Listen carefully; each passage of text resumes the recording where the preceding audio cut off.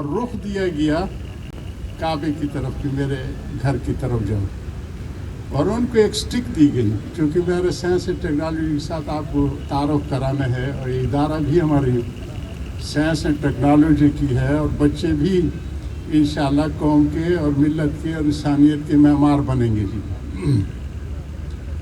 تو اس سٹک میں وہ جنت سے دو چیزیں لائے تھے جی. ایک تو پتے جو انہوں نے اپنے آپ کو چھپانے کے لیے، ایک ان کے ہاتھ میں عصا دیا گیا تھا.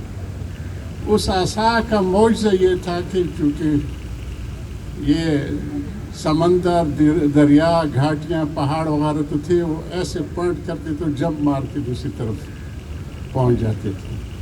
میں آدم علیہ السلام کو پہلا ٹاؤن پلانر سمجھتا ہوں جی، ایک انجینئر کی حیثیت سے. جہاں اس کی سٹک نے ٹچ کیا ہے وہاں سویلائزیشن ہے، وہاں شہر آباد ہوئے ہیں، وہاں پہ انسانیت کے لیے وسائل بنے ہیں. جہاں پہلے ٹچ کیے وہ پرانے شہر ہیں، جہاں آخر میں ٹچ کیے وہ ابھی آبادیاں ڈیولپ ہو رہی ہیں جی. تو ٹاؤن پلاننگ حضرت آدم علیہ السلام سے کی. جتنے انبیاء آئے ہیں ادریس علیہ السلام تک، یہ صرف تمدن کی تعلیم دیتے ہیں کہ کھیتی باڑی کیسے کرنی ہے، کشتی رانی کیسے کرنی ہے، سمجھ آئے گا نہیں. حتیٰ کہ داؤد علیہ السلام کو بتائے گا کہ کڑے بھی برابر بنا کے رکھو، بڑا چھوٹا نہ ہو. تو ساری انجینئرنگ کی تعلیم پہلے انبیاء کو دی گئی ہے، یہ کریں. جناب رسول اللہ صلی اللہ علیہ وسلم خاتم النبیین ہے، جیسے کہ ہماری بہن نے کہا کہ ساری چیزوں میں تکمیل کے درجے پہ اس کو پہنچایا گیا، اور تدریجاً یہ ہوتی رہی ہے. میں نے بتایا آدم علیہ السلام سے لے کر حضور صلی اللہ علیہ وسلم تک جب ساری تعلیمات تمدن کی بھی اور شریعت کی بھی مکمل ہو گئی، اور حضور صلی اللہ علیہ وسلم اپنا مکمل پیغام پہنچا کے گئے، دونوں طرح کے، تمدن کا بھی اور شریعت کا بھی. جو میں نے ابھی آیت پڑھی وَيُعَلِّمُهُمُ الْكِتَابَ وَالْحِكْمَةَ وَيُزَكِّيهِمْ، یہ تین فرائض نبوت قرآن میں اللہ پاک نے بیان فرمائے کہ میرا نبی وہاں جا کے کیا کرے گا. یہ تعلیم کا ادارہ ہے، یہ کرائے گا، اس کو عملی شکل میں لائے گا، جیسے کہ بہن نے کہا کہ عمل اور سب کچھ پریکٹیکلی. حضرت عائشہ علیہ السلام سے پوچھا گیا کہ حضرت صلی اللہ علیہ وسلم کی سیرت کیا تھی، فرمایا یہ قرآن. وہ قرآن کی چلتی پھرتی تفسیر تھی، اور قرآن ایسا معجزہ ہے کہ قیامت تک یہ معجزہ عقل مندوں کو بے بس کرتا رہے گا. اس کی ایک ایک آیت کے اندر معنی در معنی، معنی در معنی، ہر زمانے کے حساب سے نئے رخ سے اجاگر ہو کے آتی ہے. ہمارے ایک شام کے بچے نے، دنیا میں بچے لگے ہوئے ہیں، خاص طور پہ ہمارے جو جدید عصری ادارے ہیں، یہ بچے بڑی جان فشانی سے محنت کر رہے ہیں قرآن کی معنی و مفاہیم کی پریکٹیکل امپلیکیشن میں جی. اس نے 700 ایجادات جو موجود ہیں وہ قرآن سے اس نے اس کو ماخذ کیا. ہمارے ایٹم بم کا جو ہمارے ہیرو کر کے گئے ہیں، اللہ تعالیٰ ان کی مغفرت فرمائے، درجات بلند فرمائے. یہ جب روس اور امریکہ یہ پہلی دفعہ دو ایٹمی قوتیں بنی، تو ہمارے بھی استاد، میں انجینئرنگ یونیورسٹی سے پشاور سے تعلق رکھتا ہوں، وہ جو ٹاپ 10 بچے ہوتے تھے جس کلاس میں ان کو جمع کرتے تھے اور یہی آیت پڑھتے تھے اعدوا لهم ما استطعتم من قوة. بے فرماتے تھے کہ بیٹے، اور صحابہ کی یہ مسلم شریف کی روایت کی شرح فرماتے تھے کہ صحابہ نے پوچھا یا رسول اللہ قوت سے کیا مراد ہے؟ قربان جائیے جی وحی کے علوم کے اوپر ایک لفظ میں قیامت تک کے آنے والی تشریح آ جاتی ہے. فرمایا رمح، ایسا نیزہ، جو مسلم شریف کی روایت جو دیکھنا چاہتے، جو دور اپنے جو ٹارگٹ کو ہٹ کر سکے. یہ ہمارے جو ہے عبدالقدیر خان اور یہ جتنے بھی ہمارے میزائل ٹیکنالوجی ہے، یہ ان حضرات کی کاوش ہے جو حضور صلی اللہ علیہ وسلم کی اس سے، اور ہم بہت پیچھے رہ گئے جی. تو ہمارے حضرت، میں سمجھتا ہوں کہ وہ حضرات روحانی بانی تھے اس پروگرام کے. اب تک ہمارے جب کوئی مشکل آتی ہے تو ہمارے طارق سلیجہ وغیرہ جو ڈی جی تھے، ابھی ریٹائر ہوئے، وہ وہ وہاں مکہ آ کے بندے کو کہتے رہتے کہ یہ ہمیں اس وقت مشکل ہے، آپ دعا فرما دیجیے. ہم دعا بھی کرتے تھے وہاں کے حساب سے، وہاں کا دوا بھی کرتے تھے جو بھی ہوتی ہے بس میں. اللہ پاک نے کرم کیا. میں دوستوں کہتا ہوں کہ بانیان پاکستان سے لے کے اب تک اس قوم و ملت کے معماران جو تھے انہوں نے کبھی کوتاہی نہیں کی.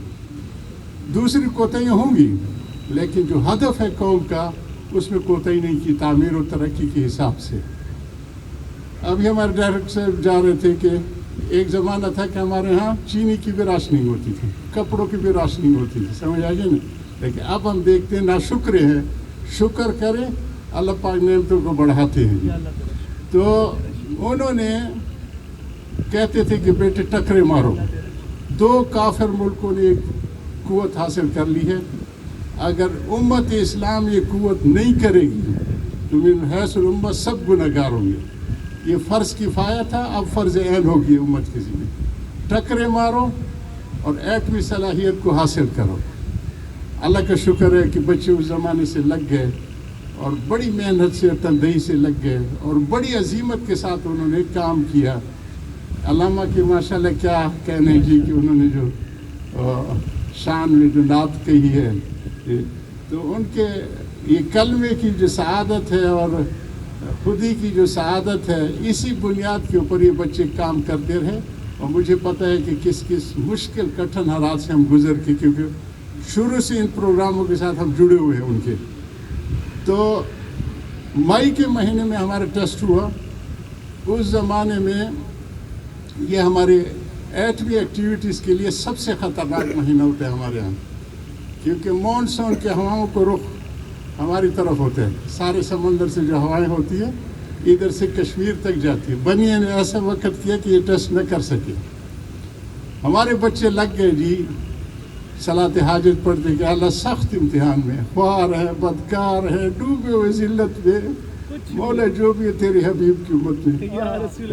ان کی دعاؤں کو 100 سالہ ریکارڈ ہے ہمارے مٹرجی کا کہ اسی دن جس دن 28 دن یہ کہ ہوا نے رخ بدل دیا. اور بچوں کو حوصلہ ہوا کہ نہیں اب ہم ٹیسٹ کر سکتے ہیں، اور اللہ پاک نے کیا جی. ان کی تو الطاف ہے ہر سو شہیدی، تجھ سے کیا ضد تھی اگر تو بھی کسی قابل ہوتا. یہ خطا تو ہم میں ہے، کوتاہی ہم میں کہ ہم تو ہاتھ میں ہاتھ ہم تو مال بکرم ہیں، کوئی سائل ہی نہیں، راہ دکھلائے کسی کوئی راہ منزل ہی نہیں، سب بیٹھے ہمیں جمود کا شکار ہے. لیکن یہ نوجوان جو تھے جو سائنس اینڈ ٹیکنالوجی کو اپنا ہدف بنا کے گئے، اور سارے حضور صلی اللہ علیہ وسلم کے اشارے جن میں بتایا نا کہ وہ ایسی ہوتی کہ ہر زمانے میں اس کی تفسیر جدا آتی ہے. اگر وہ رمح کو نہ کہتے تیر کا تو ہمارے میزائل بھی تو تیر کی شکل ہے نہیں. اور دور ہدف کو جو انٹر کانٹیننٹل ان کی رینج ہے یہ سارا فرما گیا جی. پوچھا گیا کہ قوت والی قوم کون سی ہوگی؟ فرمایا جن کے پاس میزائلز ہوں گے وہ قوت والے ہوں گے. اس زمانے فرما کے گئے. اسی طرح میں بچوں کو کہتا ہوں کہ ہمارے جو علم ظاہر والے لوگ ہوتے ہیں ان کا چھلکے پہ اوپر نظر ٹک جاتی ہے اور رک جاتی ہے، گودے کو نہیں پہنچتی. احادیث کی یہ جو گودے ہیں نا یہ اہل اللہ ہی پہچانتے. جو میں نے بتایا نا کہ ہمارے حضرت اس پہ پہنچے تھے کہ اگر میزائل ٹیکنالوجی ہم نہیں کریں گے، ایٹمی قوت نہیں کریں گے، من حیث الامت سب گنہگار ہوں گے. بچے ٹکرو مارو اس کو حاصل کرو. دوسرا ہمارا فائنل میں انجینئرنگ میں ایک پیپر لکھا جاتا ہے جی. بندے کو جو پیپر دیا گیا تھا روڈ کا دیا گیا تھا، روڈ پروجیکٹ کا. تو میں نے حضرت سے پوچھا کہ حضرت مجھے کوئی آیت یا قرآنی وہ دے حدیث سے کہ میں اس سے اس کو شروع کروں. کیا شاندار گودے انہوں تک گودے تک پہنچا ہے. اماتت الاذى عن الطریق صدقہ، کہ جس نے کسی راستے سے رکاوٹیں تکلیف دہ چیزیں ہٹا دی، قیامت تک جب یہ روڈ رہے گی تو اس کے لیے صدقہ ہوگا.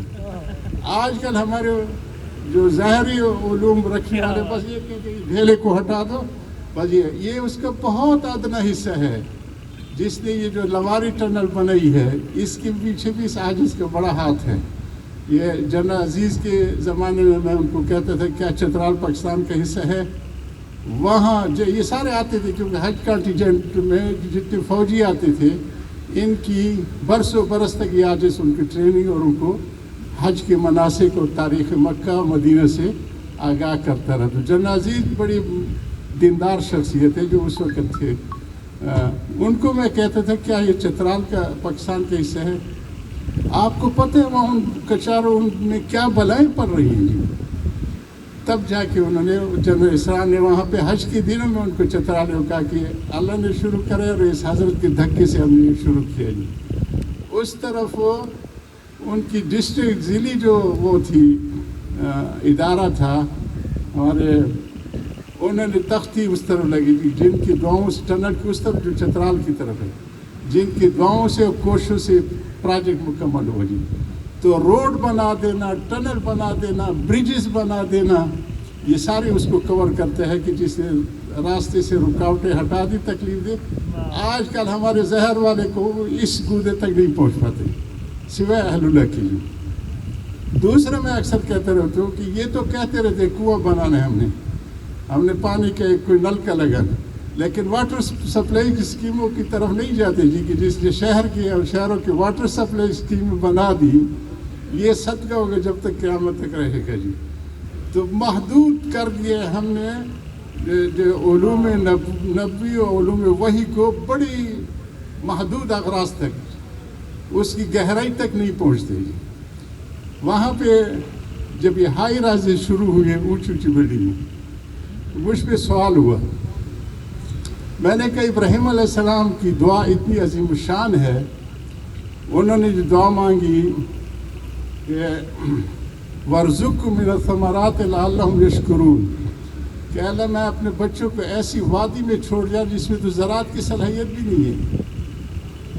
اور اس میں فاقیہ کا ذکر نہیں ہے، کہ فاقیہ عربی میں فروٹ کو کہتے ہیں، ثمرہ کا ذکر ہے جی، کہ فروٹ تو اگر ہوتے تو وہ کہتے فاقیۃ کثیرۃ لا مقطوعۃ ولا، انہوں نے فرمایا وَارْزُقْهُم مِّنَ الثَّمَرَاتِ. تو ثمرہ کا جو عربی میں اس کا گہرا ترجمہ ہے کہ جتنی بھی انسانی کہیں پہ کوشش ہے، چاہے وہ انڈسٹری میں ہے، چاہے وہ ایگریکلچر میں ہے، چاہے کسی اور فیلڈ میں ہے، اس کے آؤٹ پٹ مکہ کو پہنچے. محنت یورپ میں کی جا رہی ہو اور اس محنت کا جو رزلٹ و فائنل رزلٹ و ثمر اس کو کہتے ہیں جی. ثمرات الفاد والدین کی جو ہے کوشش ہوتی ہے اس کا اولاد کو کہتے ہیں نا جی. سمجھ آئی؟ تو ہر محنت کا آؤٹ پٹ جو ہے وہ مکہ پہنچے. تو میں نے کہا تو مکہ چونکہ ابراہیم علیہ السلام کو دعا کا ایک جیتا جاگتا وہ ہے، معجزہ ہے، تو ہائی رائزز چونکہ ساری دنیا میں ہیں، یہاں کیسے پھر نہیں ہے گی. پھر میں نے ان کو حدیث بتائی، اس طرح نہیں جاتے کہ حضور صلی اللہ علیہ وسلم کے پاس ایک صحابی آئے، انہوں نے اپنا ایک کمرے کا گھر جیسے ہمارے بعض علاقوں میں ہوتے ہیں اور کہا کہ یا رسول اللہ میرے پاس زمین نہیں ہے. تو فرمایا فضا تو ہے، اوپر جو نا اوپر کیوں نہیں کنسٹرکٹ کرتے جی. سمجھ آئی؟ ہمارے حضرات کا بھائی ایک واقعہ ہے اور وہ واقعے کے پیچھے بڑی ڈیپتھ ہے کہ کئی دو منظر دیکھا کہا گرا دو. میں نے ان کو بتایا کہ رہائش ہو، یہ حضور صلی اللہ علیہ وسلم فرض واجب کر کے گئے کہ بچوں کے سر چھپانے کے لیے رہائش ہو جس طرح کی ہو، اس میں آسائش ہو، اس میں سہولتوں کا رکھا جائے کہ یہ ڈرائنگ روم ہے، یہ باتھ روم ہے، سمجھ آئے گا نا، یہ عورتوں کے لیے ہے، گیدری کے لیے، مردوں کے لیے ہے، یہ بچوں کا ہے. جتنے ہمارے وہ آرکیٹیکٹ وغیرہ کرتے ہیں یہ ساری تعلیم سکھا کے گئے. رہائش ہو، اس میں آسائش ہو، یہاں تک بتا کے گئے کہ اس میں زیبائش ہو. امہات المومنین پردے لگا دیتی تھی نا جو زیبائش کے لیے، اور سمجھ آئے گی زیبائش کے بھی اجازت دے کے گئے. نمائش نہ ہو، نمائش کو منع کیا. رہائش فرض، آسائش سنت، زیبائش کی اجازت، نمائش ممنوع ہے. تو وہ اس وقت کوئی اس قسم کا واقعہ ہو گیا کہ وہ نمائش کی طرف جا رہا ہوں، ان کو کہا کہ کس کا ہے، اور صحابی نے اپنے حال میں آ کے اس کو گرا دیا. لیکن وہ مانے نہیں کہ اس دوسرے صاحب نے کہا کہ تمہارے پاس اگر زمین کم ہے تو فضا تو ہے، ہائی رائز کی طرف جاؤ نا جی. تو یہ ایسے نبی تھے کہ ہر فیلڈ کی رہنمائی کر کے گئے ہیں اگر کوئی سمجھنے والا ہو. ہم میں وہ سمجھ اللہ پاک عطا کرے، خاص طور پہ ہمارے نوجوان بچوں اور بچیوں کو، اور اس نہج پہ چلے. اس وقت ہم سخت مشکل میں ہیں اور یہی نوجوان میں ان حضرات کے لیے بڑی دعائیں کرتا ہوں، علی گڑھ ہے یا ہمارے سر سید وغیرہ ہے، کہ اس وقت سائنس اور ٹیکنالوجی کا بھوت بوتل سے نکل رہا تھا. اگر یہ اس وقت اس میں کوشش نہ کرتے تو مجھ پہ سوال کیا گیا یہی کہ کسی ادارے میں، میں نے کہا اگر علی گڑھ نہ ہوتے تو ایٹمی قوت بھی نہ ہوتے، اگر علی گڑھ نہ ہوتا تو تم ایٹمی قوت بھی نہ ہوتے. یہ ان نوجوان حدیث میں آتا ہے کہ جس نے تیر بنایا، جس نے ڈھال بنائی، یہ غوری اور یہ ہمارے جتنے میزائل یہ وہی تیر ہے نہیں، ان کو اتنا اجر ہے جہاں جو وہاں شہید ہونے کو والے کو ہے، اس کو ساتھ جوڑا ہے جی. جس نے روڈز بنائی اس کے قیامت تک اتنا اجر ہے. جب میرا ٹائم پورا تو مجھے ذرا اشارہ کر دیجیے گا جی. تو اتنا اجر ہے. میں وہاں پہ گیا جنوبی افریقہ، میرا چونکہ حرم سے تعلق ہے، سارے ملکوں میں سفر ہوتا ہے. وہاں سویٹو کے نام سے انہوں نے پائپ لائن ملاوی اور ان سے جو ہے مبوتو وغیرہ سے لائی ہے، اس سے اپنی ساری انرجی کو وہ کرتی ہے. روشنی ہے نام شہر ہے جہاں اکثریت مسلمانوں کی ہے وہاں پہ. تو میں نے وہاں پہ اس انجینئرنگ کے موضوع کے اوپر بیان کی کہ جس نے روڈز بنائی، یہ نیٹ ورک بنایا، قیامت تک اگر یہ رہے گا تو وہ ان کے لیے صدقہ جاریہ ہوگا. اتفاق سے ان میں ان کے کمیونیکیشن کے منسٹر بھی بیٹھے ہوئے تھے. اس نے جب یہ سنا کہ تو روڈ بنانا قیامت تک صدقہ جاری ہے، بریجز بنانا قیامت تک صدقہ جاری ہے، بعد میں مجھے انہوں نے مکہ میں پیغام بھیجا کہ حضرت میں پہلے صرف ایز اے منسٹر جایا کرتا تھا ڈیوٹی پہ، اب میں آپ کی نیت کر کے چاہتا ہوں کہ جو روڈ سسٹم ہوگا جب تک قیامت تک رہے گا مجھے اجر ملتا رہے گا جی. تو انما الاعمال بالنیات سکھا گئے ہیں. کوئی اچھا ہمارے امام غزالی صاحب رحمہ اللہ اس معاملے میں بہت زیادہ شاندار کردار رکھتے ہیں. وہ فرماتے ہیں جتنے بھی ٹریڈز ہیں زمانے میں، ڈاکٹری ہے، میڈیکل ہے، جتنے بھی ہماری اس وقت آپ کی یونیورسٹی میں شعبے ہیں، یہ سب واجب کفایہ ہیں. اگر ایک ٹیم نہیں تیار کی جائے گی تو من حیث الامت سب گنہگار ہوں گے. وہاں پہ جوہانسبرگ میں ہماری بچیوں کا ایک اسکول تھا، تو میں نے وہاں پہ بتایا حضور صلی اللہ علیہ وسلم بالکل ریفارمرز تھے نا جی. انہوں نے مسجد نبوی کی تعمیر میں بھی حصہ خود لیا، پریکٹیکلی حصہ لیا. مسجد حرم کی تعمیر میں حجر اسود کا واقعہ جو آتا ہے خود پریکٹیکلی اس میں حصہ لیا. ہماری جتنی وہ جو خندق کھودی گئی اس میں پریکٹیکل حصہ لیا. تو یہ سکھا گئے تھے کہ ان چیزوں کو ابس نہ سمجھو، یہ امت کے لیے بہت ضروری ہے جی. تو سارے شعبوں میں رجال پیدا کرنا کہ ہمارے ایگریکلچر کے ایکسپرٹ بھی ہوں، ہمارے اکانومی کے ایکسپرٹس بھی ہوں، ہمارے سائنس اینڈ ٹیکنالوجی کے ایکسپرٹ بھی ہوں، ہماری میڈیکل کے بھی ایکسپرٹس بھی ہوں. تو یہ واجب ہے. تو میں نے انہیں کہا کہ حضور صلی اللہ علیہ وسلم جہاں صوفہ بنایا، صوفہ جو تھا یہ پریکٹیکل عملی تربیت گاہ تھی. جو قرآن نازل ہوتا تھا اس علم پہ عمل کے لیے بنایا گیا. ساتھ ہی حضرت رفیدہ رضی اللہ تعالیٰ عنہ انصاریہ ہیں، ان کا میں کہوں کہ ڈی جی ہیلتھ اس کو مقرر کیا کہ تم ہیلتھ کے شعبے کو دیکھو. آتے جاتے مسجد نبوی سے پوچھتے تھے کہ رفیدہ تمہارے مریضوں کو کیا حال ہے. مسجد نبوی کے کونے میں بنایا جی. اور یہ کتنا کمال ہے. میں نے اپنے آصف سندیلا ہمارے تھے یہاں پہ بحریہ کے بڑے تھے، وہ بڑے آتے جاتے ہیں، ان کا بڑا داخل ہے. یہ غازی تیرے پر اسرار بندے، ان کی کیا شان ہے جو کیا بتائیں. تو وہ آ کے میرے ساتھ صبح کی نماز کے بعد اشراق تک بیٹھتے تھے. ہم نے بہت سی منزلیں سر کر لی جو اس رخ کی تھی امت کی، ملت اسلامیہ پاکستان کی. اس وقت ہماری ایکٹیویٹی جو تھی وہ ایٹامک سب مرین میں تھی جو آج کل ایشو بنا ہوا ہے جی. تو میں نے انہیں کہا کہ دیکھو آپ لوگوں نے ٹینک بنایا زرار کے نام سے، وہ بڑے ایک مجاہد تھے جی. ان کی بہن جو تھی خولہ بنت ازور، وہ بڑی شاہ سوار تھی جی. ایک دفعہ ایک جنگ میں دور سے دیکھا تو انہوں نے کہا کہ یہ تو زرار کی بہن ہے جی. تو میں نے کہ اس سب مرین کا نام خولہ کے نام سے رکھو، سمجھائی کہ اس کی حساب سے. تو ہماری خواتین ہر شعبے میں ممتاز رہی ہیں. یہ ایک قسم پرسی کی بات ہے کہ ہم نے اس کو टच मी नॉट वाली चीज़ बना दी है। करामत बनाने की कोई सही नहीं है जी। हमारे जितना भी मेडिकल कोर होता था सहाबा का और हजूर सल्लल्लाहु अलैहि वसल्लम के साथियों के जंगों में, वो सारी लेडीज़ कंट्रोल करती थी, सहाबियात कंट्रोल करती थी। अब भी हमारे डीजी जो है हमारे सवाबी की लेफ्टिनेंट जनरल में रेफाई हो गई है। सवाबी के एक बड़े दीनदार बुजुर्ग की बेटी है जी, पोती है। तो इस चीज़ की ज़रूरत है, ये टच मी नॉट वाली चीज़ें नहीं है। उम्मत जो है दोनों उसके सहारे हैं और इसमें सिखा के गए जी। सिविल डिफेंस को जब ये हजरात इसको गए थे मार्के के लिए, वो बिल्कुल मदीना खाली था, तो एक यहूदी ने किले को फलांगने की कोशिश, हज़रत की फूफी ने उस पर हमला किया और उसकी लाश को बाहर फेंक दिया जी। तो ये सारी चीज़ें सिखा गए हैं जी कि ये बड़े करामत हमारे आर्गन्स हैं, इनको करामत बनाने की इन जैसे उस्तादों की जिम्मेदारी है। इसको करामत बनाते रहे, इनकरेज करते रहे, डिस्करेज करने वाली पॉलिसी को छोड़े। हाँ, बेहयाई मन है, बेहयाई से वो तो हर माशरे में मन है। बेहयाई से बचो, अपने इस्लामी शार को समझो और कौम और मिलत की तरक्की के लिए आगे बढ़ते रहो। तो मैं बस एक चीज़ करके ख़त्म करता हूँ। कौमों की असासें होती हैं, ये मैंने वहाँ पे मिस्र की कुछ वफद आया था, उनको कहा था। उनका एक प्रोजेक्ट शुरू हुआ था, तोश की प्रोजेक्ट, हमारे जगह से पता होगा। कनाडा की कुछ इंजीनियरों की टीम आई थी, मुझसे मिले। मैंने क्या करोगे बेटे? क्या बस इस तरह का इंफ्रास्ट्रक्चर है वो। मैं फिर क्या होगा?